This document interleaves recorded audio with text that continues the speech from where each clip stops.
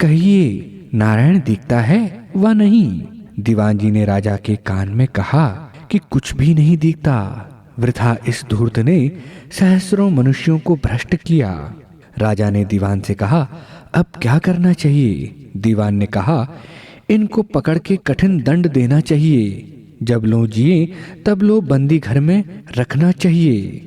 और इस दुष्ट को, जिसने इन सबको बिगाड़ा है, गधे पर चढ़ा बड़ी दुर्दशा के साथ मारना चाहिए। जब राजा और दीवान कान में बातें करने लगे तब उन्होंने डर के भागने की तैयारी की, परंतु चारों ओर फौज ने घेरा दे रखा था, न भाग सके। राजा ने आज्ञा दी कि सबको पकड़कर बेड़ियां डाल दो और इस दुष्ट का काला मुख कर गधे पर चढ़ाकर इसके कंठ में फटे जूतों का हार पहनाकर सर्वत्र घुमा, छोकरों से धूड़ राख इस पर डलवा, चौक चौक में जूतों से पिटवा, कुत्तों से लुचवा कर मरवा डाला जाए। जो ऐसा ना होवे तो पुनः दूसरे भी ऐसा करते न डरेंगे। जब ऐसा हुआ तब नाक कटे का संप्रदाय बंद हुआ। इसी प्रकार सब वेद विरोधी दूसरों का धन हरने में बड़े चतुर हैं। यह संप्रदायों की लीला है। ये स्वामी नारायण मत वाले धन हरे छल कपट युक्त काम करते हैं। कितने ही मूर्खों के बहकाने के लिए मरते समय कहते हैं कि सफेद घोड़े पर बैठ सहजानंद जी मुक्ति को ले जाने के लिए आए हैं और नित्य इस मंदिर में एक बार आया करते हैं। जब मेला होता है तब मंदिर के भीतर पुजारी रहते हैं और नीचे दुकान लगा रखी है। मंदिर में से दुकान में जाने का छिद्र रखते हैं। जो किसी ने नारियल चढ़ाया वही दुकान में फेंक दिया। अर्थात इसी प्रकार एक नारियल दिन में सहस्र बार बिकता है। ऐसे ही सब पदार्थों को बेचते हैं। जिस जाति का साधु हो उनसे वैसा ही काम कराते हैं। जैसे नापित हो उससे नापित का, कुम्हार से कुम्हार का, शिल्पी से शिल्पी का, बनिए से बनिए का और शूद्र से शूद्र आदि का काम लेते हैं। अपने चेलों पर एक कर टिक्कस बांध रखा है। लाखों करोड़ों रुपये ठग के एकत्र कर लिए हैं और करते जाते हैं।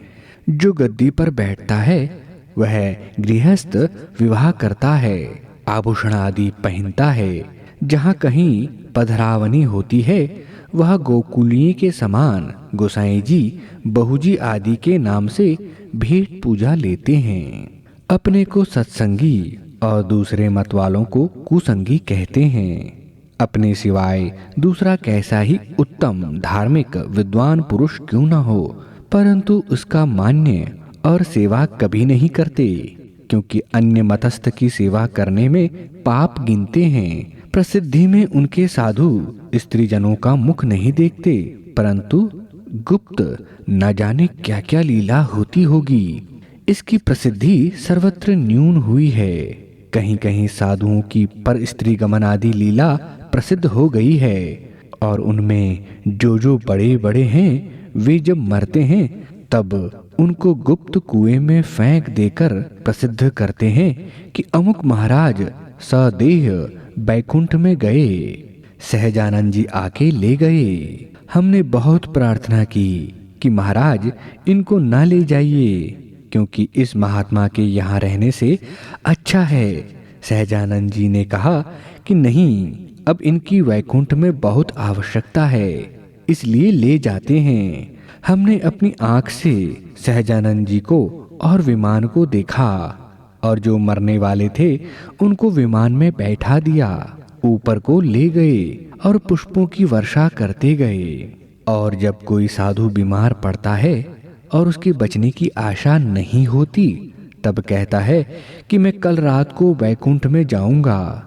सुना है कि उस रात में जो उसके प्राण ना छूटे और मूर्छित हो गया तो भी कुएं में फेंक देते हैं, क्योंकि जो उस रात को ना फेंक दें तो झूठे पड़े, इसलिए ऐसा काम करते होंगे।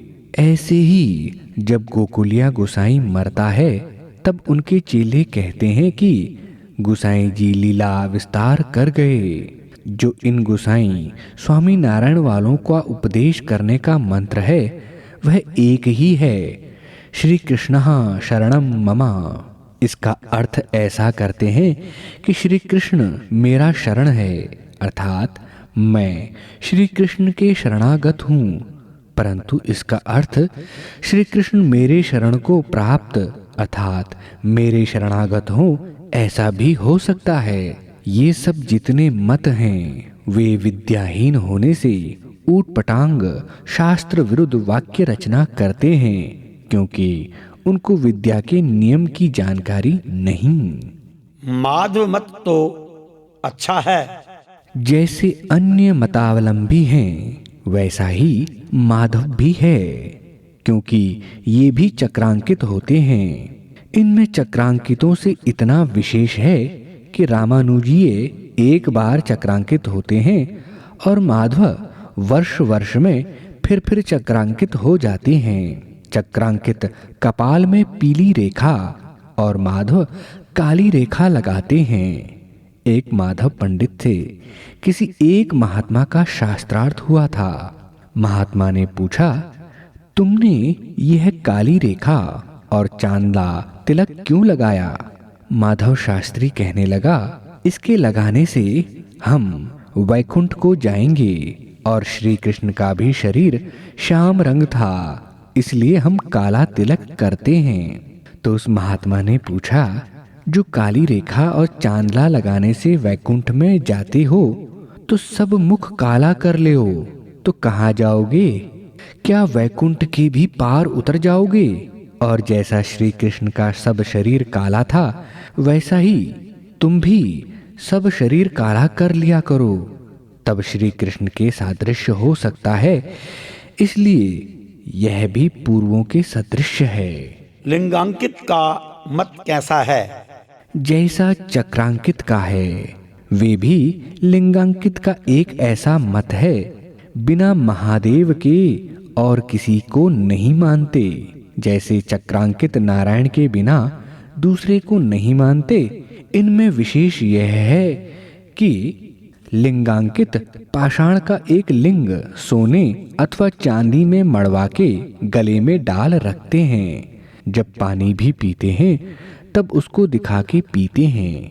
उनका भी मंत्र शैव के तुल्य रहता है। ब्राह्मण समाज और प्रार्थना समाज तो अच्छा है वा नहीं? कुछ कुछ बातें अच्छी और बहुत सी बातें बुरी हैं। ब्राह्मण समाज और प्रार्थना समाज सबसे अच्छा है, क्योंकि इसके नियम बहुत अच्छे हैं। नियम सर्वांश में अच्छे नहीं, क्योंकि वेद विद्याहीन लोगों की कल्पना सर्वथा सत्य क्यों कर हो सकती है। जो कुछ ब्राह्मण समाज और प्रार्थना समाजियों ने ईसाई मत में मिलने से थोड़े मनुष्यों को बचाए और कुछ कुछ पाषाण आदि मूर्ति पूजा को हटाया, अन्य जाल ग्रंथों के फंदे से भी कुछ बचाए, इत्यादि अच्छी बातें हैं। परंतु इन लोगों में स्वदेश भक्ति बहुत न्यून है। ईसाइयों के आचरण बहुत से ले लिए हैं। खान पान विवाह आदि के नियम भी बदल दिए हैं। अपने देश की प्रशंसा व पूर्वजों की बड़ाई करनी तो दूर रही, उसके स्थान में पेट भर निंदा करते हैं। व्याख्यानों में ईसाई आदि अंग्रेजों की प्रशंसा भरपेट करते हैं। ब्रह्मा आदि महर्षियों का नाम भी नहीं लेते। प्रत्युत ऐसा कहते हैं कि बिना अंग्रेजों के सृष्टि में आज पर्यंत कोई भी विद्वान नहीं हुआ। आर्यवर्ती लोग सदा से मूर्ख चले आए हैं, इनकी उन्नति कभी नहीं हुई। वेदादिकों की प्रतिष्ठा तो दूर रही, परंतु निंदा करने से भी पृथक नहीं रहते। ब्राह्म समाज के उद्देश्य के पुस्तक में साधुओं की संख्या में ईसा, मूसा, मोहम्मद, नानक और चैतन्य लिखे हैं। किसी ऋषि महर्षि का नाम भी नहीं लिखा। इससे जाना जाता है कि इन लोगों ने जिनका नाम लिखा है उन्हीं के मतानुसारी मत वाले हैं। भला जब आर्यवर्त में उत्पन्न हुए हैं और इसी देश का अन्न जल खाया पिया, अब भी खाते पीते हैं, अपने माता पिता पितामह आदि के मार्ग को छोड़ दूसरे विदेशी मतों पर अधिक झुक जाना, ब्राह्म समाजी और प्रार्थना समाजी का एतत् देशस्थ संस्कृत विद्या से रहित अपने को विद्वान प्रकाशित करना, इंग्लिश भाषा पढ़ के पंडिताभिमानी होकर झटती एक मत चलाने में प्रवृत्त होना मनुष्यों का स्थिर और वृद्धिकारक काम क्यों कर हो सकता है। अंग्रेज, यवन, अंत्यज आदि से भी खाने पीने का भेद नहीं रखा। इन्होंने यही समझा होगा कि खाने पीने और जाति भेद तोड़ने से हम और हमारा देश सुधर जाएगा, परंतु ऐसी बातों से सुधार तो कहाँ है, उल्टा बिगाड़ होता है। जाति भेद ईश्वरकृत है व मनुष्यकृत। ईश्वरकृत और मनुष्यकृत भी जाति भेद है। कौन से ईश्वरकृत और कौन से मनुष्यकृत? मनुष्य, पशु पक्षी, वृक्ष, जल जंतु आदि जातियां परमेश्वर कृत हैं।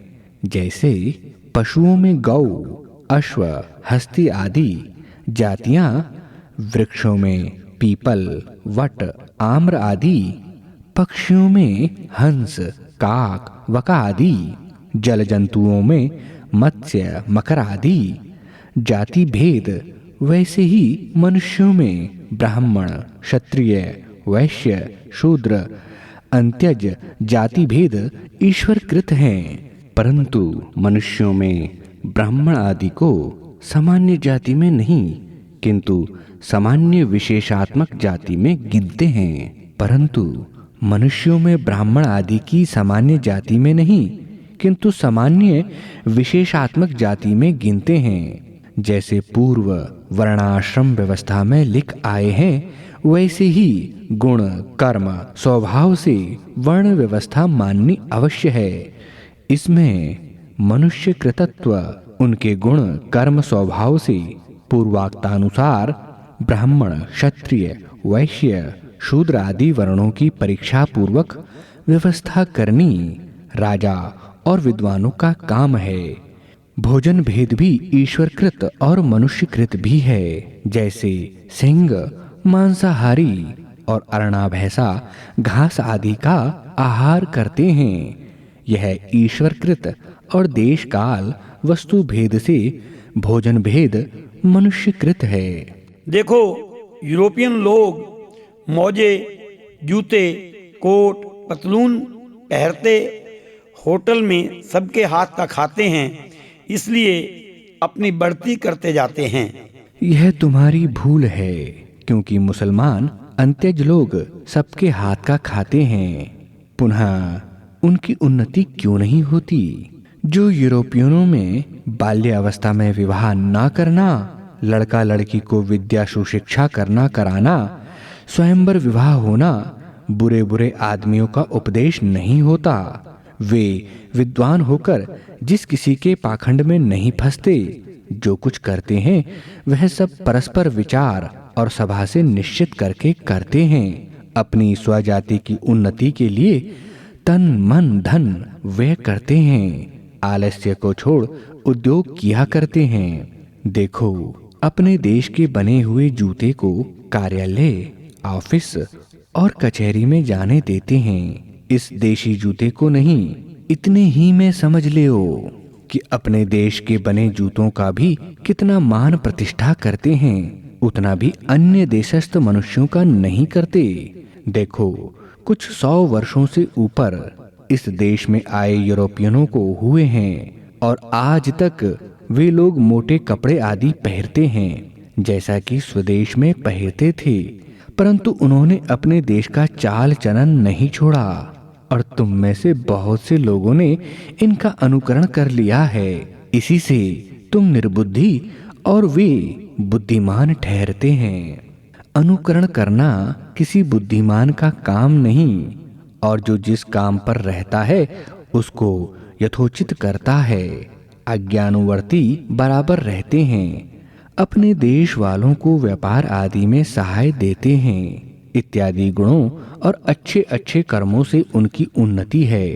मोजे, जूते, कोट, पतलून, होटल में खाने पीने आदि साधारण और बुरे कामों से नहीं बढ़े हैं। इनमें जाति भेद भी है। देखो, जब कोई यूरोपियन चाहे कितना बड़े अधिकार पर और प्रतिष्ठा हो, किसी अन्य देश अन्य मत वालों की लड़की व यूरोपियन की लड़की अन्य देश वाले से विवाह कर लेती है, तो उसी समय उसका निमंत्रण साथ बैठकर खाने और विवाह आदि को अन्य लोग बंद कर देते हैं। यह जाति भेद नहीं तो क्या है? और तुम भोले भालों को बहकाते हो कि हम में जाति भेद नहीं। तुम अपनी मूर्खता से मान भी लेते हो, इसलिए जो कुछ करना वह सोच विचार कर करना चाहिए, जिसमें पुनः पश्चाताप करना ना पड़े। देखो, वैद्य और औषध की आवश्यकता रोगी के लिए है, निरोग के लिए नहीं। विद्यावान निरोग और विद्या रहित अविद्या रोग से ग्रस्त रहता है। उस रोग के छुड़ाने के लिए सत्य विद्या और सत्य उपदेश है। उनको अविद्या से यह रोग है कि खाने पीने ही में धर्म रहता है और जाता है। जब किसी को खाने पीने में अनाचार करता देखते हैं, तब कहते और जानते हैं कि वह धर्म भ्रष्ट हो गया। उसकी बात न सुननी, न उसके पास बैठते, न उसको अपने पास बैठने देते। अब कहिए कि तुम्हारी विद्या स्वार्थ के लिए है अथवा परमार्थ के लिए? परमार्थ तो तभी होता है जब तुम्हारी विद्या से उन अज्ञानियों को लाभ पहुंचता। जो कहो कि वे नहीं लेते, हम क्या करें? यह तुम्हारा दोष है, उनका नहीं। क्योंकि तुम जो अपना आचरण अच्छा रखते तो तुमसे प्रेम कर वे उपकृत होते। जो तुमने सहस्रों का उपकार नाश करके अपना ही सुख किया, सो यह तुमको बड़ा अपराध लगा। क्योंकि परोपकार करना धर्म और परहानि करना अधर्म कहाता है। इसलिए विद्वान को यथा योग्य व्यवहार करके अज्ञानियों को दुख सागर से तारने के लिए नौका रूप होना चाहिए। सर्वथा मूर्खों के सदृश कर्म ना करना चाहिए, किंतु जिसमें उनकी और अपनी दिन प्रतिदिन उन्नति हो वैसे कर्म करने उचित हैं। हम कोई पुस्तक ईश्वर प्रणीत व सर्वांश सत्य नहीं मानते, क्योंकि मनुष्यों की बुद्धि निर्भ्रांत नहीं होती। इससे उनके बनाए ग्रंथ सब भ्रांत होते हैं। इसलिए हम सबसे सत्य ग्रहण करते और असत्य को छोड़ देते हैं। चाहे सत्य वेद में, बाइबल में व कुरान में और अन्य किसी ग्रंथ में हो, हमको ग्राह्य है, असत्य किसी का नहीं। जिस बात से तुम सत्याग्राही होना चाहते हो, उसी बात से असत्यग्राही भी ठहरते हो। क्योंकि जब सब मनुष्य भ्रांति रहित नहीं हो सकते, तो तुम भी मनुष्य होने से भ्रांति सहित हो। जब भ्रांति सहित के वचन सर्वांश में प्रामाणिक नहीं होते, तो तुम्हारे वचन का भी विश्वास नहीं होगा। फिर तुम्हारे वचन पर भी सर्वथा विश्वास ना करना चाहिए। जब ऐसा है तो विषयुक्त अन्न के समान त्याग के योग्य हैं। फिर तुम्हारे व्याख्यान पुस्तक बनाए का प्रमाण किसी को भी ना करना चाहिए। चले तो चौबेजी छब्बेजी बनने को गांठ के दो खोकर दुबेजी बन गए। कुछ तुम सर्वज्ञ नहीं, जैसा कि अन्य मनुष्य सर्वज्ञ नहीं हैं। कदाचित भ्रम से असत्य को ग्रहण कर सत्य को छोड़ भी देते होंगे। इसलिए सर्वज्ञ परमात्मा के वचन का सहाय हम अल्पज्ञों को अवश्य होना चाहिए। जैसा कि वेद के व्याख्यान में लिख आए हैं, वैसा तुमको अवश्य ही मानना चाहिए। नहीं तो यतो भ्रष्टस्ततो भ्रष्टः हो जाना। जब सर्व सत्य वेदों से प्राप्त होता है, जिनमें असत्य कुछ भी नहीं, तो उनका ग्रहण करने से शंका करनी अपनी और पराई हानि मात्र कर लेनी है। इसी बात से तुमको आर्यवर्तीय लोग अपनी नहीं समझते, और तुम आर्यवर्त की उन्नति के कारण भी नहीं हो सके, क्योंकि तुम सब घर के भिक्षुक ठहरे हो। तुमने समझा है कि इस बात से हम लोग अपना और पराया उपकार कर सकेंगे, सो ना कर सकोगे।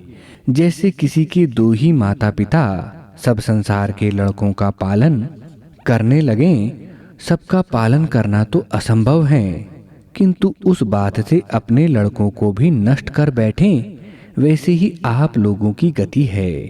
भला वेद आदि सत्य शास्त्रों को माने बिना तुम अपने वचनों की सत्यता और असत्यता की परीक्षा और आर्यवर्त की उन्नति भी कभी कर सकते हो?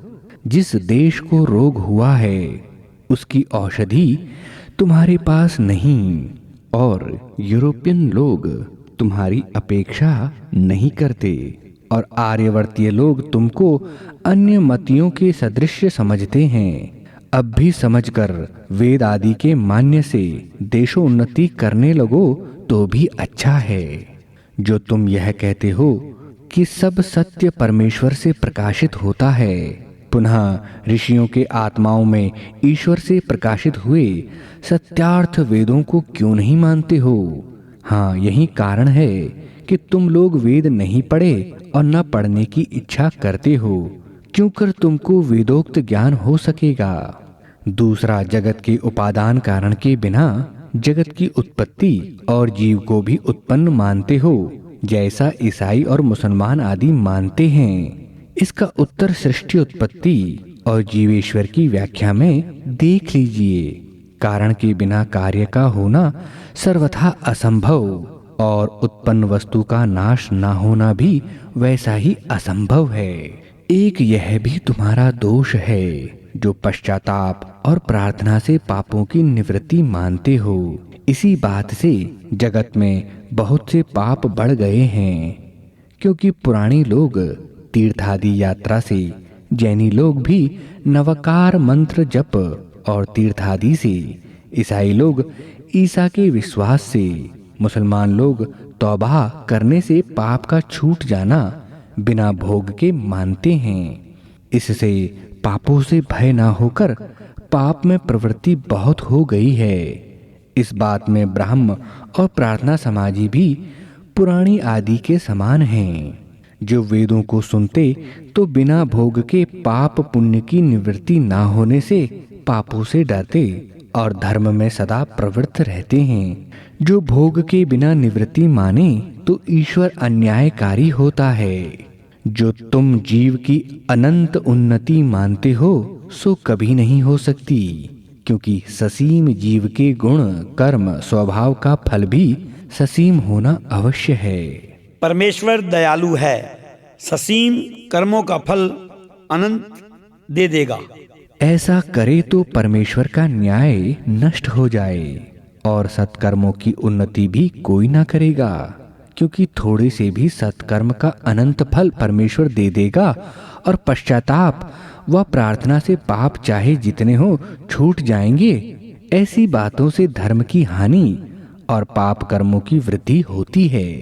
हम स्वाभाविक ज्ञान को वेद से भी बड़ा मानते हैं, नैमित्तिक को नहीं, क्योंकि जो स्वाभाविक ज्ञान परमेश्वर दत्त हम में न होता तो वेदों को भी कैसे पढ़ पढ़ा समझ समझा सकते। इसलिए हम लोगों का मत बहुत अच्छा है। यह तुम्हारी बात निरर्थक है, क्योंकि जो किसी का दिया हुआ ज्ञान होता है वह स्वाभाविक नहीं होता। जो स्वाभाविक है वह सहज ज्ञान होता है, और ना वह घट बढ़ सकता है। इससे उन्नति कोई भी नहीं कर सकता, क्योंकि जंगली मनुष्यों में भी स्वाभाविक ज्ञान है तो भी वे अपनी उन्नति नहीं कर सकते, और जो नैमित्तिक ज्ञान है वही उन्नति का कारण है। देखो, तुम हम बाल्यावस्था में कर्तव्य अकर्तव्य और धर्म अधर्म कुछ भी ठीक ठीक नहीं जानते थे। जब हम विद्वानों से पढ़े तभी कर्तव्य अकर्तव्य और धर्माधर्म को समझने लगे। इसलिए स्वाभाविक ज्ञान को सर्वोपरि मानना ठीक नहीं। जो आप लोगों ने पूर्व और पुनर्जन्म नहीं माना है वह ईसाई मुसलमानों से लिया है। इसका भी उत्तर पुनर्जन्म की व्याख्या से समझ लेना। परंतु इतना समझो कि जीव शाश्वत अर्थात नित्य है, और उसके कर्म भी प्रवाह रूप से नित्य हैं। कर्म और कर्मवान का नित्य संबंध होता है। क्या वह जीव कहीं निकम्मा बैठा रहा था व रहेगा? और परमेश्वर भी निकम्मा तुम्हारे कहने से होता है। पूर्वापर जन्म ना मानने से कृतहानि और अकृताभ्यागम, नैगण्य और वैषम्य दोष भी ईश्वर में आते हैं, क्योंकि जन्म ना हो तो पाप पुण्य के फल भोग की हानि हो जाए। क्योंकि जिस प्रकार दूसरे का सुख दुख हानि लाभ पहुंचाया होता है, वैसे उसका फल बिना शरीर धारण किए नहीं होता। दूसरा, पूर्व जन्म के पाप पुण्यों के बिना सुख दुख की प्राप्ति इस जन्म में क्यों कर होवे। जो पूर्व जन्म के पाप पुण्यानुसार न होवे तो परमेश्वर अन्यायकारी और बिना भोग किए नाश के समान कर्म का फल हो जाए। इसलिए यह भी बात आप लोगों की अच्छी नहीं।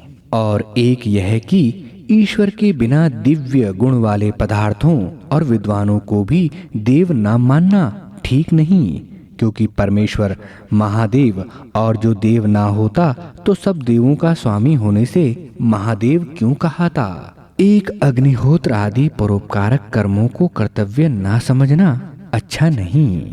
ऋषि महर्षियों के किए उपकारों को ना मानकर ईसा आदि के पीछे झुक पड़ना अच्छा नहीं। और बिना कारण विद्या वेदों के अन्य कार्य विद्याओं को प्रवृत्ति मानना सर्वथा असंभव है। और जो विद्या का चिन्ह यज्ञोपवीत और शिखा को छोड़ मुसलमान ईसाइयों के सदृश बन बैठना, यह भी व्यर्थ है। जब पतलून आदि वस्त्र पहनते हो और तमगों की इच्छा करते हो तो क्या यज्ञोपवीत आदि का कुछ बड़ा भार हो गया था। और ब्रह्मा से लेकर पीछे पीछे आर्यवर्त में बहुत से विद्वान हो गए हैं। उनकी प्रशंसा ना करके यूरोपियन ही की स्तुति में उतर पड़ना पक्षपात और खुशामद के बिना क्या कहा जाए। और बीजांकुर के समान जड़ चेतन के योग से जीवोत्पत्ति मानना, उत्पत्ति के पूर्व जीव तत्व का नाम मानना और उत्पन्न का नाश ना मानना पूर्वापर विरुद्ध है। जो उत्पत्ति के पूर्व चेतन और जड़ वस्तु ना था तो जीव कहाँ से आया, संयोग किनका हुआ। जो इन दोनों को सनातन मानते हो तो ठीक है, परंतु सृष्टि के पूर्व ईश्वर के बिना दूसरे किसी तत्व को ना मानना, यह आपका पक्ष व्यर्थ हो जाएगा। इसलिए जो उन्नति करना चाहो तो आर्य समाज के साथ मिलकर उनके उद्देश्यानुसार आचरण करना स्वीकार कीजिए, नहीं तो कुछ हाथ ना लगेगा। क्योंकि हम और आपको अति उचित है कि जिस देश के पदार्थों से अपना शरीर बना अब भी पालन होता है, आगे होगा उसकी उन्नति तन मन धन से सब जने मिलकर प्रीति से करें। इसलिए जैसा आर्य समाज आर्यवर्त देश की उन्नति का कारण है, वैसा दूसरा नहीं हो सकता। यदि इस समाज को यथावत सहायता देवें तो बहुत अच्छी बात है, क्योंकि समाज का सौभाग्य बढ़ाना समुदाय का काम है, एक का नहीं। आप सबका खंडन करते ही आते हो, परंतु अपने अपने धर्म में सब अच्छे हैं। खंडन किसी का न करना चाहिए। जो करते हो तो आप इनसे विशेष क्या बतलाते हो। जो बतलाते हो तो क्या आपसे अधिक वतुल्य कोई पुरुष न था और न है। ऐसा अभिमान करना आपको उचित नहीं, क्योंकि परमात्मा की सृष्टि में एक एक से अधिक तुल्य और न्यून बहुत है। किसी को घमंड करना उचित नहीं। धर्म सबका एक होता है व अनेक। जो कहो अनेक होते हैं तो एक दूसरे के विरुद्ध होते हैं व अविरुद्ध। जो कहो कि विरुद्ध होते हैं तो एक के बिना दूसरा धर्म नहीं हो सकता। और जो कहो कि अविरुद्ध हैं तो पृथक पृथक होना व्यर्थ है। इसलिए धर्म और अधर्म एक ही हैं, अनेक नहीं। यही हम विशेष कहते हैं कि जैसे सब संप्रदायों के उपदेशों को कोई राजा इकट्ठा करे तो 1 सहस्र से कम नहीं होंगे, परंतु इनका मुख्य भाग देखो तो पुरानी, किरानी, जैनी और कुरानी 4 ही हैं, क्योंकि इन चारों में सब संप्रदाय आ जाते हैं। कोई राजा इनकी सभा करके कोई जिज्ञासु होकर प्रथम वाम मार्गी से पूछे, हे महाराज, मैंने आज तक न कोई गुरु और न किसी धर्म का ग्रहण किया है। कहिए, सब धर्मों से उत्तम धर्म किसका है जिसको मैं ग्रहण करूं? वाममार्गी कहता है, हमारा है। फिर जिज्ञासु ने पूछा, ये 999 कैसे हैं? वाममार्गी कहता है, सब झूठे और नरकगामी हैं, क्योंकि कौलात परतरम नहीं, इस वचन के प्रमाण से हमारे धर्म से परे कोई धर्म नहीं है। जिज्ञासु ने पूछा, आपका क्या धर्म है? वाममार्गी कहने लगा, भगवती का मानना, मद्य मांस आदि पंच मकारों का सेवन और रुद्रयामल आदि 64 तंत्रों का मानना इत्यादि। जो तू मुक्ति की इच्छा करता है तो हमारा चेला हो जा। जिज्ञासु ने कहा, अच्छा, परंतु और महात्माओं का भी दर्शन कर पूछ आऊं, पश्चात जिसमें मेरी श्रद्धा और प्रीति होगी उसका चेला हो जाऊंगा। वाममार्गी कहने लगा, अरे क्यों भ्रांति में पड़ा है? ये लोग तुझको बहकाकर अपने जाल में फंसा देंगे। किसी के पास मत जावे, हमारे ही शरणागत हो जा, नहीं तो पछतावेगा। देख, हमारी मत में भोग और मोक्ष दोनों हैं। जिज्ञासी फिर भी कहने लगा, अच्छा देख तो आऊं। आगे चलकर शैव के पास जाके पूछा तो ऐसा ही उत्तर उसने दिया। इतना विशेष कहा कि बिना शिव, रुद्राक्ष, भस्म धारण और लिंगार्चन के मुक्ति कभी नहीं होती। वह उसको छोड़कर नवीन वेदांती जी के पास गया। जिज्ञासु ने कहा, कहो महाराज, आपका धर्म क्या है? वेदांती ने कहा, हम धर्मा अधर्म कुछ भी नहीं मानते, हम साक्षात ब्रह्म हैं। हम में धर्म अधर्म कहाँ है? यह जगत सब मिथ्या है, और जो ज्ञानी शुद्ध चेतन हुआ चाहे तो अपने को ब्रह्म मान जीव भाव को छोड़ नित्य मुक्त हो जाएगा। जिज्ञासु ने पूछा, जो तुम ब्रह्म नित्य मुक्त हो तो ब्रह्म के गुण, कर्म, स्वभाव तुम में क्यों नहीं और शरीर में क्यों बंधे हो? वेदांती कहने लगा, तुझको शरीर दिखते हैं, इसी से तू भ्रांत है। हमको कुछ नहीं दिखता बिना ब्रह्म के। जिज्ञासु ने पूछा, तुम देखने वाले कौन और किसको देखते हो? वेदांती कहने लगा, देखने वाला ब्रह्म और ब्रह्म को ब्रह्म देखता है। जिज्ञासु ने पूछा, क्या दो ब्रह्म हैं? वेदांती कहने लगा, नहीं, अपने आप को देखता है। इस पर जिज्ञासु ने पूछा, क्या कोई अपने कंधे पर आप चढ़ सकता है? तुम्हारी बात कुछ नहीं, केवल पागलपन की है। वह आगे चलकर जैनियों के पास जाकर पूछा। उन्होंने भी वैसा ही कहा, परंतु इतना विशेष कहा कि जीर्ण धर्म के बिना सब धर्म खोटा। जगत का कर्ता अनादि ईश्वर कोई नहीं है। जगत अनादि काल से जैसा का वैसा बना है और बना रहेगा। आ, तू हमारा चेला हो जा, क्योंकि हम सम्यक्त्वी अर्थात सब प्रकार से अच्छे हैं, उत्तम बातों को भी मानते हैं। जैन मार्ग से भिन्न सब मिथ्यात्वी हैं। आगे चलकर ईसाई से पूछा। उसने वाममार्गी के तुल्य सब जवाब सवाल किए। इतना विशेष बतलाया, सब मनुष्य पापी हैं, अपने सामर्थ्य से पाप नहीं छूटता। बिना ईसा पर विश्वास के पवित्र होकर मुक्ति को नहीं पा सकता। ईसा ने सबके प्रायश्चित के लिए अपने प्राण देकर दया प्रकाशित की है। तू हमारा ही चेला हो जा। जिज्ञासु सुनकर मौलवी साहब के पास गया। उनसे भी ऐसे ही जवाब सवाल हुए।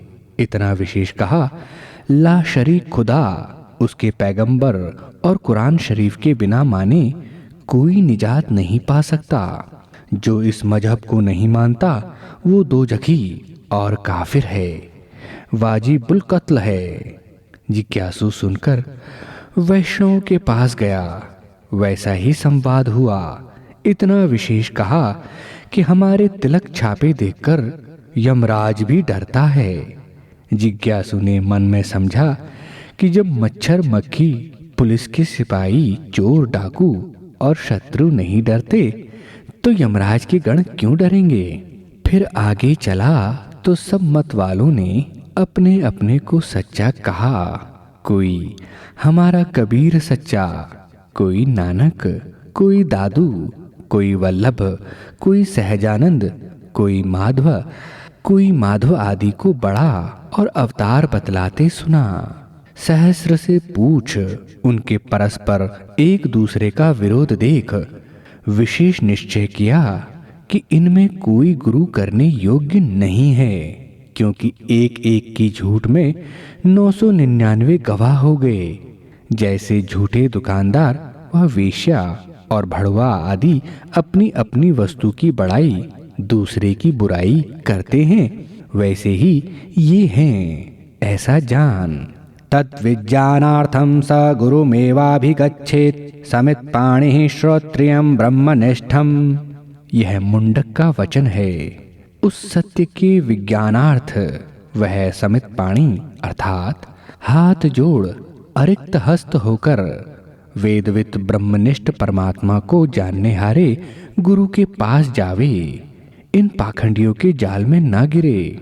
तस्मै सा विद्वानुपसन्नाय सम्यक् प्रशांत चित्ताय समन्विताय येनाक्षरं पुरुषं वेद सत्यं प्रोवाच ताम तत्वतो ब्रह्म विद्याम।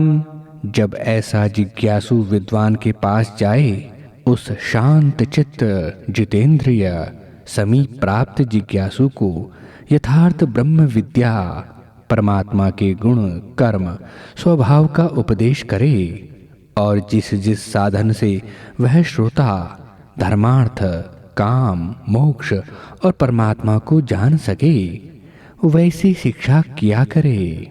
जब वह ऐसे पुरुष के पास जाकर बोला कि महाराज, अब इन संप्रदायों के बखेड़ों से मेरा चित्त भ्रांत हो गया है, क्योंकि जो मैं इनमें से किसी एक का चेला हो जाऊंगा तो 999 से विरोधी होना पड़ेगा, क्योंकि 999 शत्रु और एक मित्र है, उसको सुख कभी नहीं हो सकता।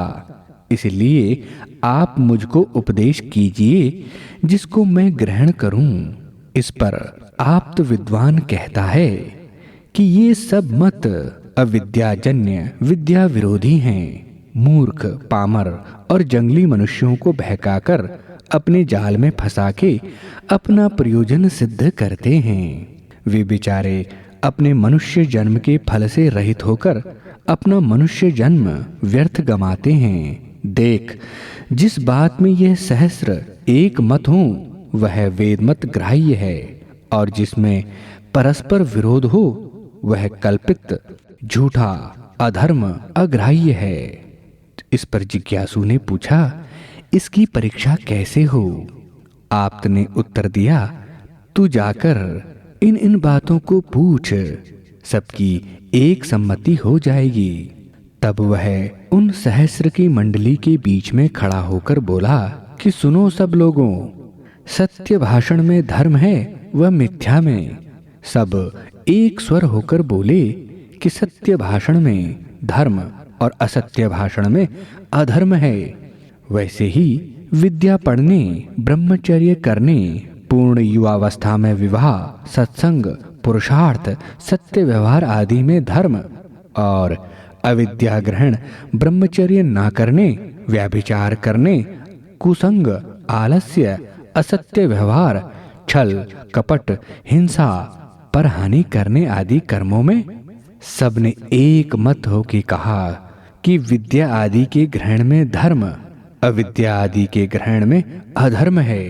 तब जिज्ञासु ने सबसे कहा कि तुम इसी प्रकार सब जने एक मत हो, सत्य धर्म की उन्नति और मिथ्या मार्ग की हानि क्यों नहीं करते हो? वे सब बोले, जो हम ऐसा करें तो हमको कौन पूछे।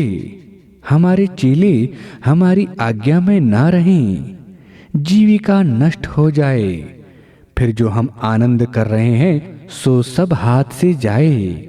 इसलिए हम जानते हैं तो भी अपने अपने मत का उपदेश और आग्रह करते ही जाते हैं, क्योंकि रोटी खाइए शक्कर से और दुनिया ठगिए मक्कर से, ऐसी बात है। देखो, संसार में सूधे सच्चे मनुष्य को कोई नहीं देता और न पूछता है। जो कुछ ढोंगबाजी और धूर्तता करता है वही पदार्थ पाता है। इस पर जिज्ञासु ने कहा, जो तुम ऐसा पाखंड चलाकर अन्य मनुष्यों को ठगते हो तो तुमको राजा दंड क्यों नहीं देता। सब मत वाले बोले, हमने राजा को भी अपना चेला बना लिया है, हमने पक्का प्रबंध किया है, छूटेगा नहीं। जिज्ञासु ने कहा, जब तुम छल से अन्य मतस्थ मनुष्यों को ठग कर उनकी हानि करते हो तो परमेश्वर के सामने क्या उत्तर दोगे और घोर नरक में पड़ोगे। थोड़े जीवन के लिए इतना बड़ा अपराध करना क्यों नहीं छोड़ते। सम्मत वाले कहने लगे, जब जैसा होगा तब देखा जाएगा। नरक और परमेश्वर का दंड जब होगा तब होगा। अब तो आनंद करते हैं, हमको प्रसन्नता से धन आदि पदार्थ देते हैं, कुछ बलात्कार से नहीं लेते, फिर राजा दंड क्यों देवे। इस पर जिज्ञासु ने कहा, जैसे कोई छोटे बालक को फुसला के धन आदि पदार्थ हर लेता है, जैसे उसको दंड मिलता है वैसे तुमको क्यों नहीं मिलता। क्योंकि अज्ञो भवति वै बालः पिता भवति मंत्रदः, यह मनुस्मृति का श्लोक है। जो ज्ञान रहित होता है वह बालक, और जो ज्ञान का देने हारा है वह पिता और वृद्ध कहाता है। जो बुद्धिमान विद्वान है वह तो तुम्हारी बातों में नहीं फंसता, किंतु अज्ञानी लोग जो बालक के सदृश हैं उनको ठगने में तुमको राजदंड अवश्य मिलना चाहिए। इस पर मत वाले बोले, जब राजा प्रजा सब हमारे मत में हैं तो हमको दंड कौन देने वाला है। जब ऐसी व्यवस्था होगी तब इन बातों को छोड़कर दूसरी व्यवस्था करेंगे। जिज्ञासु ने कहा, जो तुम बैठे बैठे व्यर्थ माल मारते हो सो विद्याभ्यास कर गृहस्थों के लड़के लड़कियों को पढ़ाओ तो तुम्हारा और गृहस्थों का कल्याण हो जाए। मत वाले कहने लगे, जब हम बाल्यावस्था से लेकर मरण तक के सुखों को छोड़ें, बाल्यावस्था से युवा अवस्था पर्यंत विद्या पढ़ने में रहे, पश्चात पढ़ाने में और उपदेश करने में जन्म भर परिश्रम करें, हमको क्या प्रयोजन। हमको ऐसे ही लाखों रुपए मिल जाते हैं, चयन करते हैं, उसको क्यों छोड़ें। जिज्ञासु ने कहा, इसका परिणाम तो बुरा है। देखो, तुमको बड़े रोग होते हैं, शीघ्र मर जाते हो, बुद्धिमानों में निंदित होते हो, फिर भी क्यों नहीं समझते। मत वाले कहने लगे, अरे भाई, टका धर्मस् टका कर्म, टका ही परमं पदम, यस्य गृहे टका नास्ति हा टका टक टकायते। तू लड़का है, संसार की बातें नहीं जानता। देख, टका के बिना धर्म, टका के बिना कर्म, टका के बिना परम पद नहीं प्राप्त होता। जिसके घर में टका नहीं है वह हाय टका टका करता हुआ उत्तम पदार्थों को टक टक देखा करता है कि हाय मेरे पास टका होता तो इस उत्तम पदार्थ को मैं भोगता। आना अंश कलाः प्रोक्ता रूप्योऽसौ भगवान स्वयं, अतस्तं सर्वं इच्छन्ति रूप्यं ही गुणवत्तमम्। क्योंकि सब कोई 16 कला युक्त अदृश्य भगवान का कथन श्रवण करते हैं, सो तो नहीं दिखता, परंतु आने और पैसे कौड़ी रूप अंश कलायुक्त जो रुपया है वही साक्षात भगवान है। इसलिए सब कोई रुपयों की खोज में लगे रहते हैं, क्योंकि सब काम रुपयों से सिद्ध होते हैं। इस पर जिज्ञासु ने कहा, ठीक है, तुम्हारी भीतर की लीला बाहर आ गई। तुमने जितना यह पाखंड खड़ा किया है, यह सब अपने सुख के लिए किया है, परंतु इसमें जगत का नाश होता है। क्योंकि जैसा सत्य उपदेश से संसार को लाभ पहुंचता है, वैसे ही असत्य उपदेश से हानि होती है। जब तुमको धन का ही प्रयोजन था, तो नौकरी और व्यापार आदि कर्म करके धन को इकट्ठा क्यों नहीं कर लेते हो? मतवाले बोले, इसमें परिश्रम अधिक और हानि भी हो जाती है, परंतु इस हमारी लीला में हानि कभी नहीं होती, किंतु सर्वदा लाभ ही लाभ होता है। देखो, तुलसी दल डाल के चरणामृत दें, कंठी बांध देते हैं, चेला मूंढने से जन्म भर को पशुवत हो जाता है, फिर चाहे जैसे चलाएं चल सकता है। जिज्ञासु ने पूछा, ये लोग तुमको बहुत सा धन किस लिए देते हैं? मत वाले बोले, धर्म, स्वर्ग और मुक्ति के अर्थ। जिज्ञासु ने पूछा, जब तुम ही मुक्त नहीं, न मुक्ति का स्वरूप व साधन जानते हो, तो तुम्हारी सेवा करने वालों को क्या मिलेगा? मत वाले बोले, क्या इस लोक में मिलता है? नहीं, किंतु मरकर पश्चात परलोक में मिलता है। जितना ये लोग हमको देते हैं और सेवा करते हैं, वह सब इन लोगों को परलोक में मिल जाता है। जिज्ञासु ने पूछा, इनको तो दिया हुआ मिल जाता है व नहीं, तुम लेने वालों को क्या मिलेगा? नरक व अन्य कुछ? मत वाले बोले, हम भजन करा करते हैं, इसका सुख हमको मिलेगा। जिज्ञासु ने कहा, तुम्हारा भजन तो टका ही के लिए है, ये सब टका यहीं पड़े रहेंगे, और जिस मांस पिंड को यहाँ पालते हो, वह भी भस्म होकर यहीं रह जाएगा। जो तुम परमेश्वर का भजन करते होते, तो तुम्हारा आत्मा भी पवित्र होता। मत वाले बोले, क्या हम अशुद्ध हैं? जिज्ञासु ने कहा, भीतर के बड़े मैले हो। मत वालों ने पूछा, तुमने कैसे जाना? जिज्ञासु कहने लगा, तुम्हारे चाल चलन और व्यवहार से।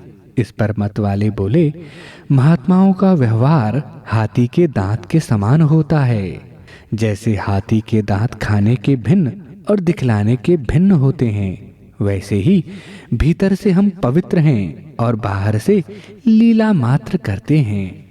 इस पर जिज्ञासु ने कहा, जो तुम भीतर से शुद्ध होते, तो तुम्हारे बाहर के काम भी शुद्ध होते, इसलिए भीतर भी मैले हो। मत वाले ने कहा, हम चाहे जैसे हों, परंतु हमारे चेले तो अच्छे हैं। जिज्ञासु ने कहा, जैसे तुम गुरु हो, वैसे तुम्हारे चेले भी होंगे।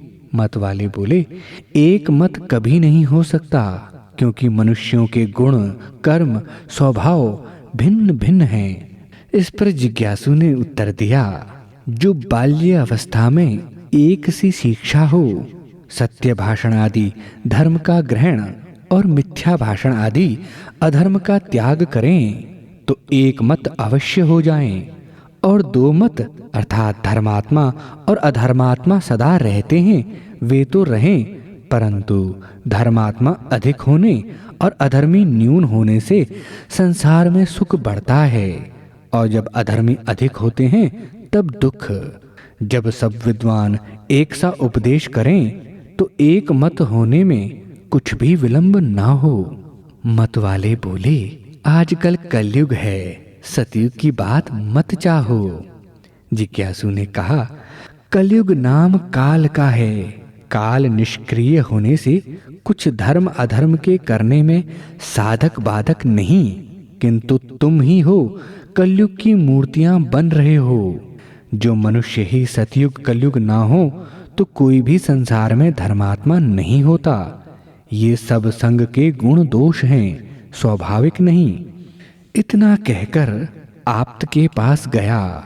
उसने कहा कि हे महाराज, तुमने मेरा उद्धार किया, नहीं तो मैं भी किसी के जाल में फंसकर नष्ट भ्रष्ट हो जाता। अब मैं भी इन पाखंडियों का खंडन और वेदोक्त सत्य मत का मंडन किया करूंगा। आप्त ने कहा, यही सब मनुष्यों का विशेष विद्वान और सन्यासियों का काम है कि सब मनुष्यों को सत्य का मंडन और असत्य का खंडन पढ़ा सुना के सत्य उपदेश से उपकार पहुंचाना चाहिए। जो ब्रह्मचारी सन्यासी हैं वे तो ठीक हैं। ये आश्रम तो ठीक हैं, परंतु आजकल इनमें भी बहुत सी गड़बड़ है। कितने ही नाम ब्रह्मचारी रखते हैं और झूठ मूठ जटा बढ़ाकर सिद्धाई करते और जब पुरस्चरण आदि में फंसे रहते हैं। विद्या पढ़ने का नाम नहीं लेते कि जिस हेतु से ब्रह्मचारी नाम होता है उस ब्रह्म अर्थात वेद पढ़ने में परिश्रम कुछ भी नहीं करते। वे ब्रह्मचारी बकरी के गले के स्तन के सदृश निरर्थक हैं। और जो वैसे सन्यासी विद्याहीन दंड कमंडलू ले भिक्षा मात्र करते फिरते हैं, जो कुछ भी वेद मार्ग की उन्नति नहीं करते, छोटी अवस्था में सन्यास लेकर घूमा करते हैं और विद्याभ्यास को छोड़ देते हैं, ऐसे ब्रह्मचारी और सन्यासी इधर उधर जल स्थल पाषाण आदि मूर्तियों का दर्शन पूजन करते फिरते, विद्या जानकर भी मौन हो रहते, एकांत देश में यथेष्ट खा पीकर सोते पड़े रहते हैं और ईर्ष्या द्वेष में फंसकर निंदा कुचेष्टा करके निर्वाह करते, काषाय वस्त्र और दंड ग्रहण मात्र से अपने को कृत्य समझते और सर्वोत्कृष्ट जानकर उत्तम काम नहीं करते। वैसे सन्यासी भी जगत में व्यर्थ वास करते हैं और जो सब जगत का हित साधते हैं वे ठीक हैं। गिरी पुरी भारती आदि गुसाई लोग तो अच्छे हैं, क्योंकि मंडली बांधकर इधर उधर घूमते हैं, सैकड़ों साधुओं को आनंद कराते हैं और सर्वत्र अद्वैत मत का उपदेश करते हैं और कुछ कुछ पढ़ते पढ़ाते भी हैं, इसलिए वे अच्छे होंगे। ये सब 10 नाम पीछे से कल्पित किए हैं, सनातन नहीं। उनकी मंडलियां केवल भोजनार्थ हैं। बहुत से साधु भोजन ही के लिए मंडलियों में रहते हैं। दम्भी भी हैं, क्योंकि एक को महंत बना सायंकाल में एक महंत जो कि उनमें प्रधान होता है वह गद्दी पर बैठ जाता है। सब ब्राह्मण और साधु खड़े होकर हाथ में पुष्प ले नारायणं पद्मभवं वसिष्ठं शक्तिं च तत्पुत्रं पराशरं च व्यासं सुखं गौड़पदं महांतम इत्यादि श्लोक पढ़ के हर हर बोल उनके ऊपर पुष्प वर्षा कर साष्टांग नमस्कार करते हैं। जो कोई ऐसा ना करे उसको वहां रहना भी कठिन है। यह दंभ संसार को दिखलाने के लिए करते हैं, जिससे जगत में प्रतिष्ठा होकर माल मिले। कितने ही मठधारी गृहस्थ होकर भी सन्यास का अभिमान मात्र करते हैं, कर्म कुछ भी नहीं। सन्यास का वही कर्म है जो 5वें समोल्लास में लिख आए हैं, उनको ना करके व्यर्थ समय खोते हैं। जो कोई अच्छा उपदेश करे उसके भी विरोधी होते हैं। बहुधा ये लोग भस्म रुद्राक्ष धारण करते और कोई शैव संप्रदाय का अभिमान रखते हैं। जब कभी शास्त्रार्थ करते हैं तो अपने मत अर्थात शंकराचार्योक्त का स्थापन और चक्रांकित आदि का खंडन में प्रवृत्त रहते हैं। वेद मार्ग की उन्नति और यावत पाखंड मार्ग हैं तावत के खंडन में प्रवृत्त नहीं होते। ये सन्यासी लोग ऐसा समझते हैं कि हमको खंडन मंडन से क्या प्रयोजन, हम तो महात्मा हैं। ऐसे लोग भी संसार में भार रूप हैं। जब ऐसे हैं तभी तो वेद मार्ग विरोधी वाम मार्ग आदि संप्रदायी ईसाई मुसलमान जैनी आदि बढ़ गए हैं, अब भी बढ़ते जाते हैं और इनका नाश होता जाता है, तो भी इनकी आंख नहीं खुलती। खुले कहाँ से? जो कुछ उनके मन में परोपकार बुद्धि और कर्तव्य कर्म करने में उत्साह होवे। किंतु ये लोग अपनी प्रतिष्ठा खाने पीने के सामने अन्य अधिक कुछ भी नहीं समझते। संसार की निंदा से बहुत डरते हैं। पुनः लौकैषणा, लोक में प्रतिष्ठा, वित्तैषणा, धन बढ़ाने में तत्पर होकर विषय भोग, पुत्रैषणा, पुत्रवत शिष्यों पर मोहित होना, इन 3 ऐषणाओं का त्याग करना उचित है। जब ऐषणा ही नहीं छूटी, पुनः संन्यास क्यों कर हो सकता है? अर्थात पक्षपात रहित वेद मार्गोपदेश से जगत के कल्याण करने में अहर्निश प्रवृत्त रहना सन्यासियों का मुख्य काम है। जब अपने अपने अधिकार कर्मों को नहीं करते, पुनः सन्यास आदि नाम धराना व्यर्थ है। नहीं तो जैसे गृहस्थ व्यवहार और स्वार्थ में परिश्रम करते हैं, उनसे अधिक परिश्रम परोपकार करने में सन्यासी भी तत्पर रहें, तभी सब आश्रम उन्नति पर रहें। देखो, तुम्हारे सामने पाखंड मत बढ़ते जाते हैं। ईसाई मुसलमान तब तक हो जाते हैं तनिक भी तुमसे अपने घर की रक्षा और दूसरों को मिलाना नहीं बन सकता। बने तो तब जब तुम करना चाहो। जब लोग वर्तमान और भविष्यत में सन्यासी उन्नतिशील नहीं होते, तब लोग आर्यवर्त और अन्य देशस्थ मनुष्यों की वृद्धि नहीं होती। जब वृद्धि के कारण वेद आदि सत्य शास्त्रों का पठन पाठन, ब्रह्मचर्य आदि आश्रमों के यथावत अनुष्ठान, सत्योपदेश होते हैं, तभी देशोन्नति होती है। चेत रखो, बहुत सी पाखंड की बातें तुमको सचमुच दिख पड़ती हैं। जैसे कोई साधु दुकानदार पुत्र आदि देने की सिद्धियां बतलाता है, तब उसके पास बहुत स्त्रियां जाती हैं और हाथ जोड़कर पुत्र मांगती है, और बाबा जी सबको पुत्र होने का आशीर्वाद देता है। उनमें से जिस जिसके पुत्र होता है, वह समझती है कि बाबा जी के वचन से ऐसा हुआ। जब उससे कोई पूछे कि सुअरी, कुत्ती, गधी और कुक्कटी आदि के कच्चे बच्चे किस बाबा जी के वचन से होते हैं, तब कुछ भी उत्तर ना दे सकेंगी। जो कोई कहे कि मैं लड़के को जीता रख सकता हूँ, तो आप ही क्यों मर जाता है? कितने ही धूर्त लोग ऐसी माया रचते हैं कि बड़े बड़े बुद्धिमान भी धोखा खा जाते हैं। जैसे धनसारी के ठग, ये लोग 5-7 मिलके दूर दूर देश में जाते हैं। जो शरीर से डोल डाल में अच्छा होता है, उसको सिद्ध बना लेते हैं। जिस नगर व ग्राम में धनाढ्य होते हैं, उसके समीप जंगल में उस सिद्ध को बैठाते हैं। उसके साधक नगर में जाके अनजान बनके जिस किसी को पूछते हैं, तुमने ऐसे महात्माओं को यहाँ कहीं देखा है व नहीं? ऐसा सुनकर पूछते हैं कि वह महात्मा कौन और कैसा है? साधक कहता है, बड़ा सिद्ध पुरुष है, मन की बातें बतला देता है, जो मुख से कहता है वह हो जाता है, बड़ा योगीराज है। उसके दर्शन के लिए हम अपने घर द्वार छोड़कर देखते फिरते हैं। मैंने किसी से सुना था कि वे महात्मा इधर की ओर आए हैं। भोला भाला गृहस्थ कहता है, जब वह महात्मा तुमको मिले तो हमको भी कहना, दर्शन करेंगे और मन की बातें पूछेंगे।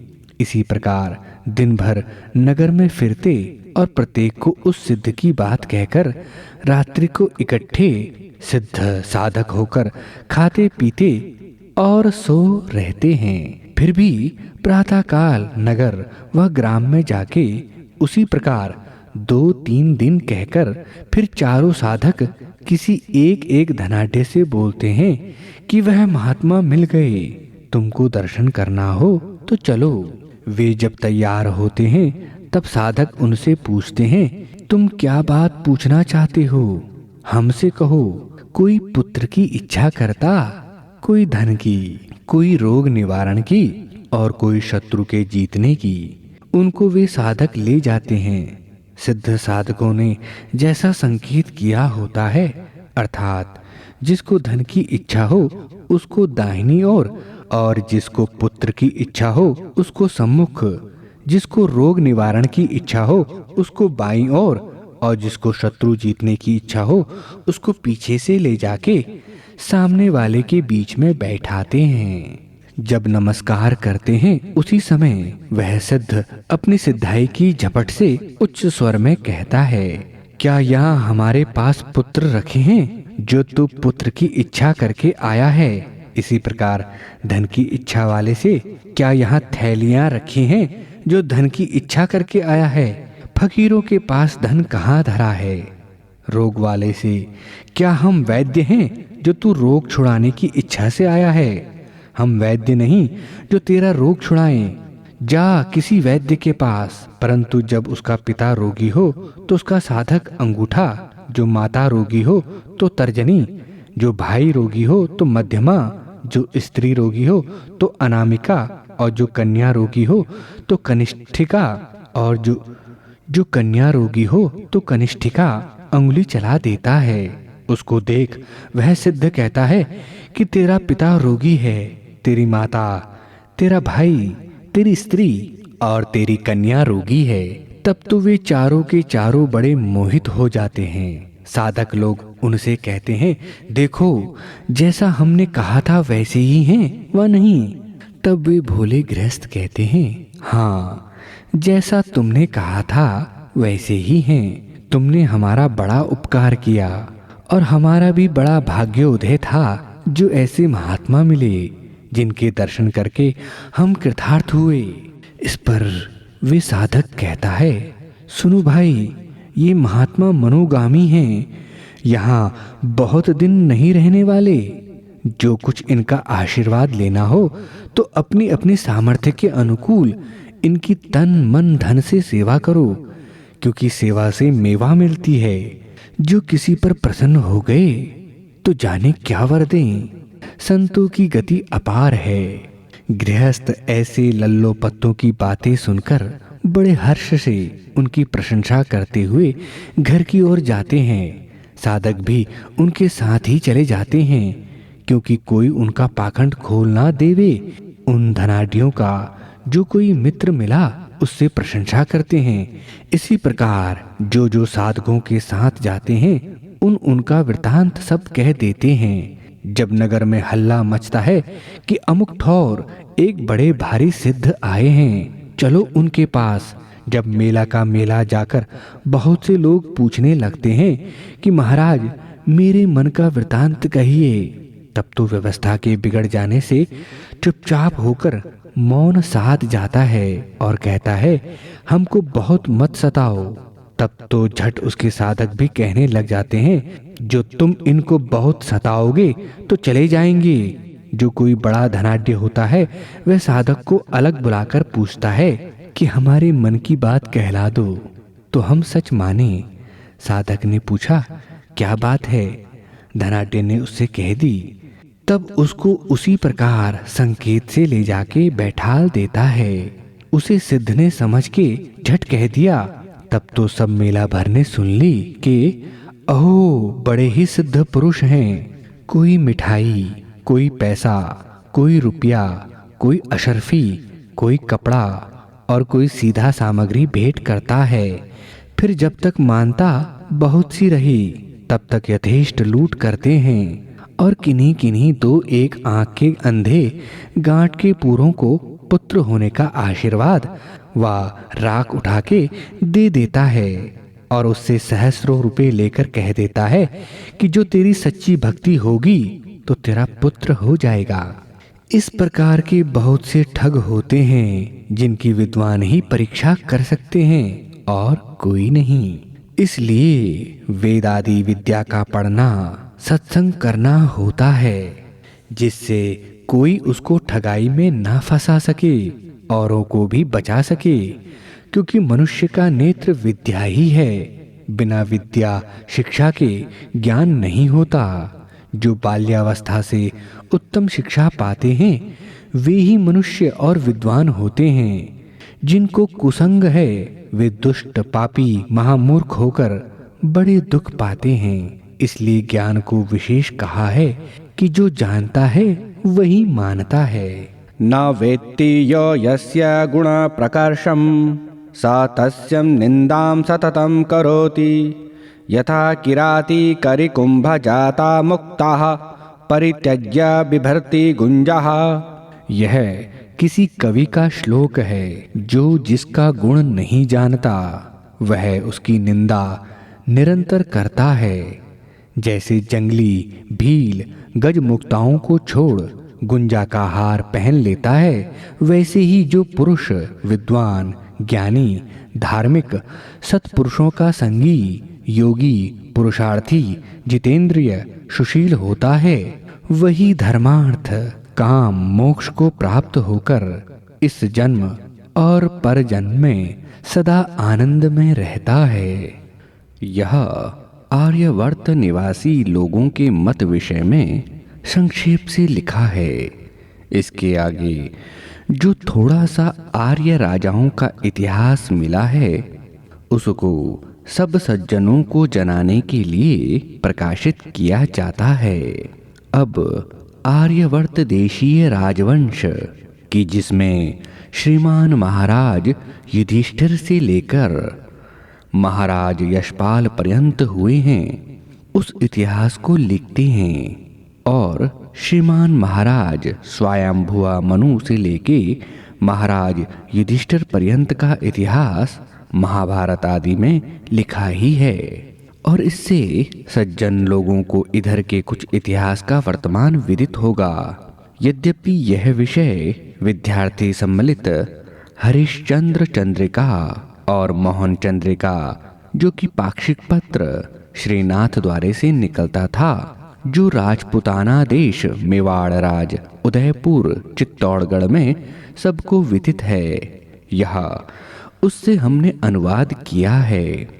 यदि ऐसे ही हमारे आर्य सज्जन लोग इतिहास और विद्या पुस्तकों का खोज कर प्रकाश करेंगे तो देश को बड़ा ही लाभ पहुंचेगा।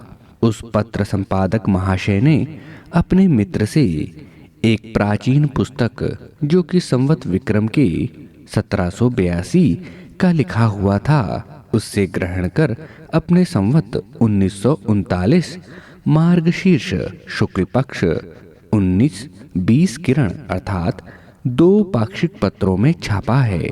सो निम्नलिखे प्रमाण जानिए। आर्यवर्त देशीय राजवंशावली। इंद्रप्रस्थ में आर्य लोगों ने श्रीमन महाराजे यशपाल पर्यंत राज्य किया, जिनमें श्रीमन महाराजे युधिष्ठिर से लेके महाराजे यशपाल तक वंश अर्थात पीढ़ी अनुमान 124 राजा, वर्ष 4157, मास 9, दिन 14 समय में हुए हैं। इनका ब्यौरा श्रीमन महाराजे युधिष्ठिर आदि वंश अनुमान पीढ़ी 30, वर्ष 1770, मास 11, दिन 10। इनका विस्तार इस प्रकार है। राजा युधिष्ठिर 36 वर्ष 8 मास 25 दिन। राजा परीक्षित 60 वर्ष। राजा जन्मेजय 84 वर्ष 7 मास 23 दिन। राजा अश्वमेध 82 वर्ष 8 मास 22 दिन। द्वितीय राम 88 वर्ष 2 मास 8 दिन। छत्रमल 81 वर्ष 11 मास 27 दिन। चित्ररथ 75 वर्ष 3 मास 18 दिन। दुष्टशैल्य 75 वर्ष 10 मास 14 दिन। राजा उग्रसेन 78 वर्ष 7 मास 21 दिन। राजा शूरसेन 78 वर्ष 7 मास 21 दिन। राजा भुवनपति 69 वर्ष 5 मास 5 दिन। रणजीत 65 वर्ष 10 मास 4 दिन। ऋक्षक 64 वर्ष 7 मास 4 दिन। सुखदेव 62 वर्ष 24 दिन।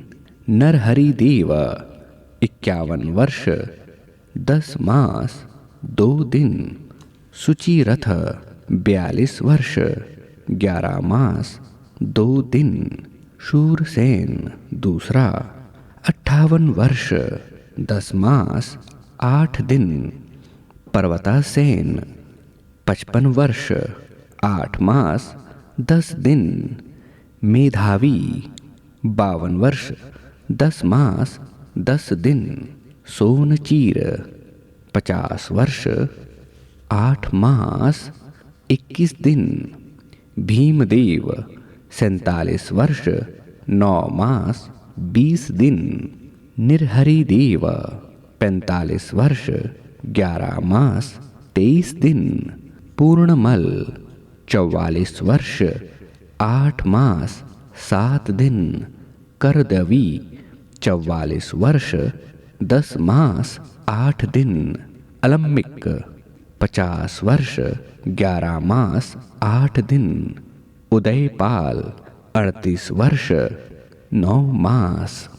दुवनमल 40 वर्ष 10 मास 26 दिन। दमात 32 वर्ष।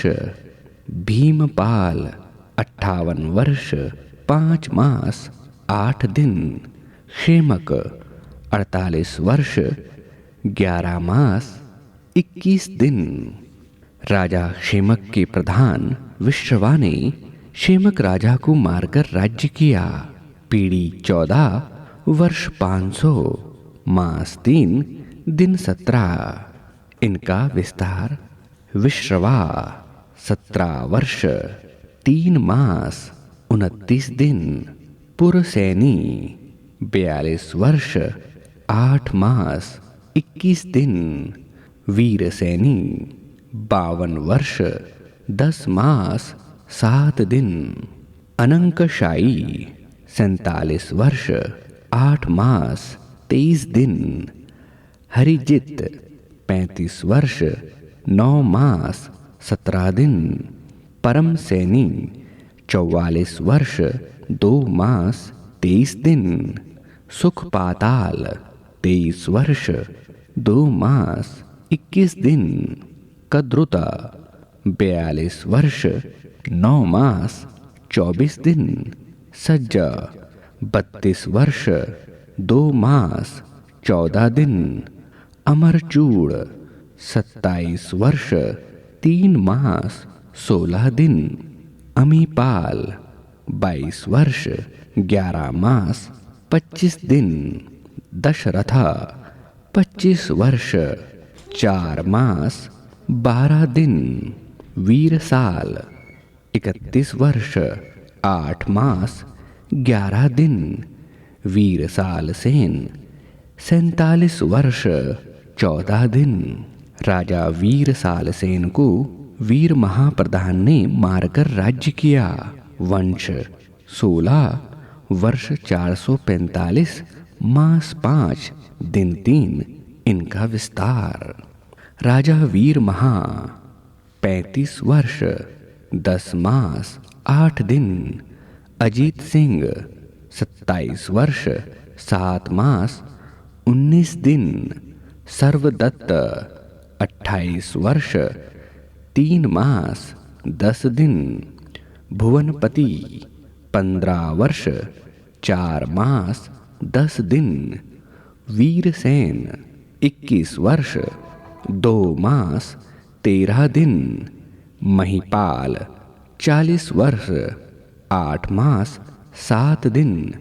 शत्रुसाल 26 वर्ष 4 माह 3 दिन। संगराज 17 वर्ष 2 मास 10 दिन। तेजपाल 28 वर्ष 11 मास 10 दिन। माणिकचंद 37 वर्ष 7 मास 21 दिन। कामसेनी 42 वर्ष 5 मास 10 दिन। शत्रुमर्दन 8 वर्ष 11 मास 13 दिन। जीवनलोक 28 वर्ष 9 मास 17 दिन। हरिराव 26 वर्ष 10 मास 29 दिन। वीरसेन दूसरा 35 वर्ष 2 मास 20 दिन। आदित्य केतु 23 वर्ष 11 मास 13 दिन। राजा आदित्य केतु मगध देश के राजा को धंधर नामक राजा प्रयाग ने मारकर राज्य किया। वंश पीढ़ी 9 वर्ष 374 मास 11 दिन 26 इनका विस्तार। राजा धंधर 42 वर्ष 7 मास 24 दिन। महर्षि 41 वर्ष 2 मास 29 दिन। संरची 50 वर्ष 10 मास 19 दिन। महायुद्ध 30 वर्ष 3 मास 8 दिन। दुर्नाथ 28 वर्ष 5 मास 25 दिन। जीवनराज 45 वर्ष 2 मास 5 दिन। रुद्रसेन 47 वर्ष 4 मास 28 दिन। आरिलक 52 वर्ष 10 मास 8 दिन। राजपाल 36 वर्ष।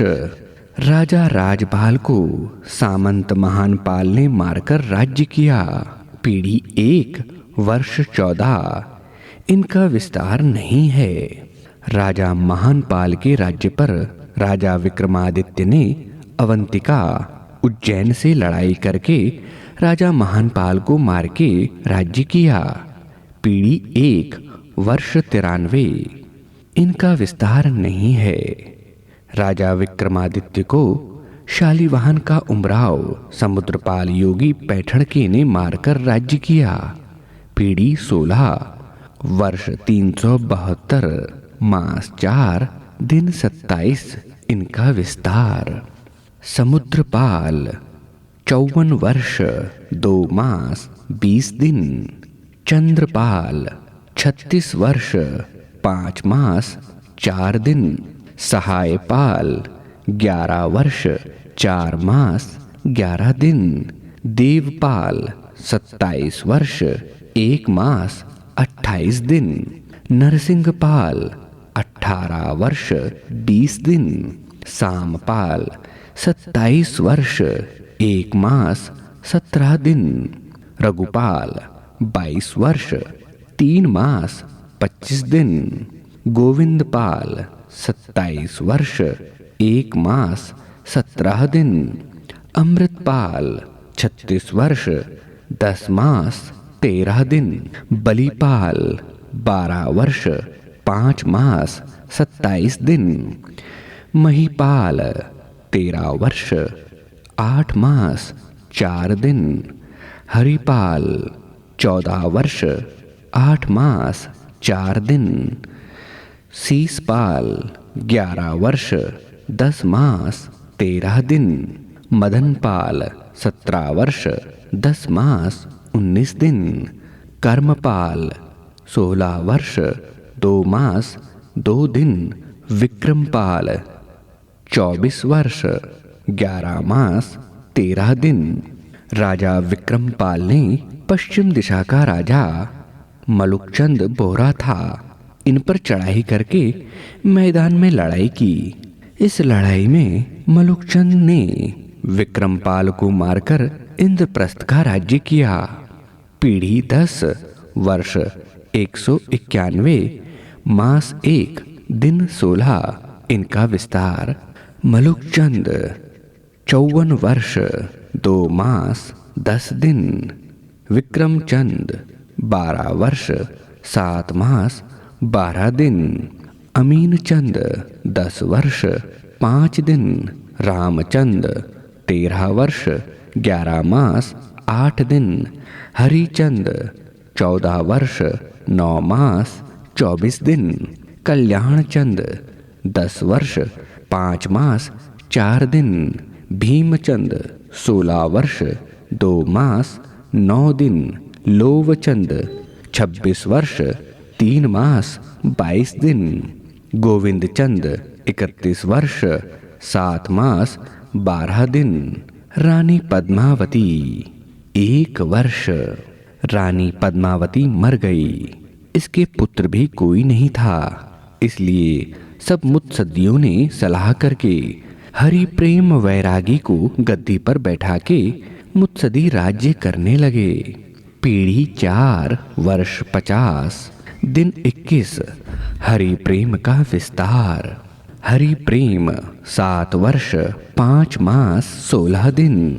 गोविंद प्रेम 20 वर्ष 2 मास 8 दिन। गोपाल प्रेम 15 वर्ष 7 मास 28 दिन। महाबाहु 6 वर्ष 8 मास 29 दिन। राजा महाबाहु राज्य छोड़ के वन में तपश्चर्या करने लगे।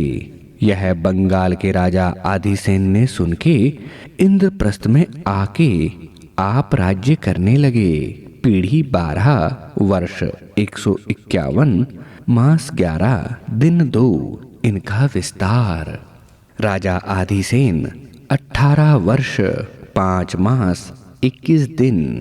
विलावल सेन 12 वर्ष 4 मास 2 दिन। केशव सेन 15 वर्ष 7 मास 12 दिन। माधव सेन 12 वर्ष 4 मास 2 दिन। मयूर सेन 20 वर्ष 11 मास 27 दिन। भीमसेन 5 वर्ष 10 मास 9 दिन। कल्याण सेन 4 वर्ष 8 मास 21 दिन। हरिसेन 12 वर्ष 25 दिन। क्षेमसेन 8 वर्ष 11 मास 15 दिन। नारायण सेन 2 वर्ष 2 मास 29 दिन।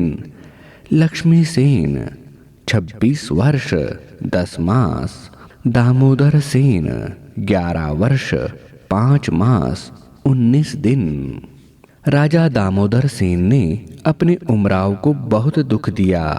इसलिए राजा के उमराव दीप सिंह ने सेना मिला के राजा के साथ लड़ाई की।